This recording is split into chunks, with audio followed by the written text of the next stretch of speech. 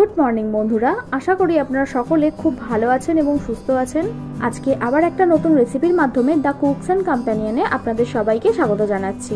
বন্ধুরা, আজ আমি তোমাদের খুব সহজভাবে একটা পাস্তা বানিয়ে দেখাবো। এটা খেতে যেমন টেস্টি হয় তেমনই কিন্তু ঝটপট তৈরি হয়ে যায়, আর এটা এতটাই চটপটা হয় আমি তোমাদের গ্যারেন্টি দিয়ে বলতে পারি তোমরা একবার খেলে বারবার খেতে ইচ্ছে করবে। চলো তাহলে রেসিপিটা শুরু করে দিই।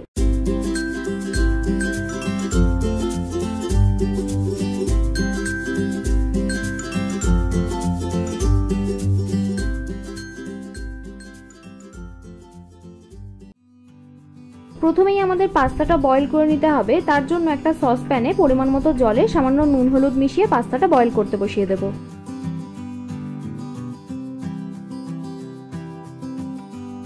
পাস্তা সেদ্ধ হতে মোটামুটি 15 থেকে 20 মিনিট তো লাগবেই। তারপর যখনই দেখবে এইরকম সেদ্ধ হয়ে গেছে তখনই একটা স্ট্রেনারের মাধ্যমে ছেঁকে রেখে দেবে।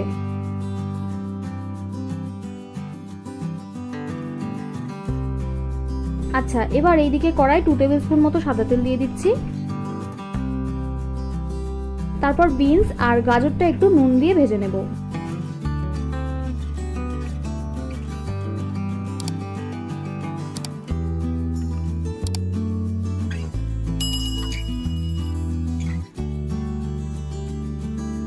এটা কিছুক্ষণ ভাজার পর ক্যাপসিকাম আর পেঁয়াজ কুচিটা দিয়ে দিতে হবে। তারপর সবকিছু একটু সময় নিয়ে কাঁচা ভাবটা চলে যাওয়া অবধি ভেজে নেব।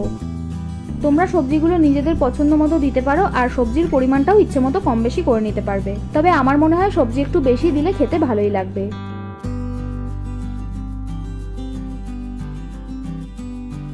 এই দেখো, সবজিগুলো ভালো করে ভাজা হয়েই গেছে। এবার মাঝখানটা এরকম ফাঁকা করে তেলটা যখন বেরিয়ে আসবে তখন তেলের মধ্যে 1 টিস্পুন রসুন কুচি আর ঝাল অনুযায়ী কাঁচা লঙ্কা কুচি দিয়ে আবারও ভালো করে ভেজে নেব। রসুন কুচিটা কিন্তু বাদ দেবে না, এটা দিলেই কিন্তু টেস্টটা অনেকটা বেড়ে যায়।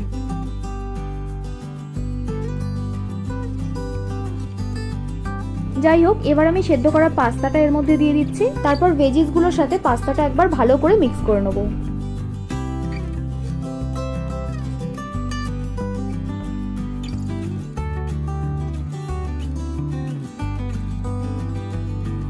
মিক্স করার পর মশলার জন্য 1 প্যাকেট ম্যাগি মশলা পুরোটা দিয়ে দেবো, আর জাস্ট 1 টিস্পুন ভিনেগার আর সয়া সস দিয়ে দিতে হবে। এখানে আর কোনো রকম মশলা দেওয়ার দরকার নেই, এটাই কিন্তু এনাফ। ইভেন তোমরা যদি ভেজ পাস্তা হিসেবে এটা খেতে চাও তাহলে তো আর কিছু লাগবেই না।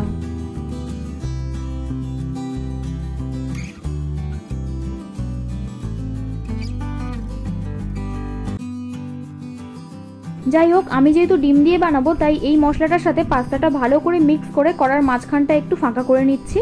আর তেল যেহেতু একদমই এক্সট্রা নেই তাই প্রথমে একটু তেল দিয়ে তারপর একটা ডিম ফাটিয়ে দেব।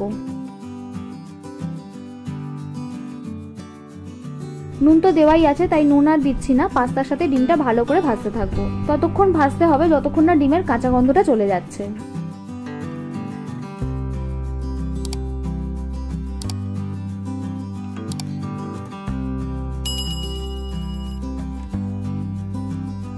বেশ অনেকক্ষণ ভাজার পর একদম শেষে গ্যাস বন্ধ করে সামান্য একটু টমেটো কেচাপ আর সামান্য একটু মেয়োনিজ দিয়ে ভালো করে মিশিয়ে নেব। তোমাদের যদি মেয়োনিজটা অপছন্দের হয় তাহলে বাদ দিতে পারো, আর যদি পছন্দ করো তাহলে কিন্তু অবশ্যই দেবে। এই মেয়োনিজটা দেওয়ার জন্য খেতে একদম দুর্দান্ত লাগে।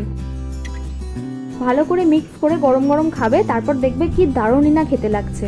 তোমরা বাড়িতে একবার এইরকম ভাবে পাস্তাটা বানিয়ে খাও, তারপর দেখবে বারবার বানাতে ইচ্ছে করছে। তবে এই সব খাবার বেশি না খাওয়াই ভালো, মাসে একবার খাওয়া যেতেই পারে।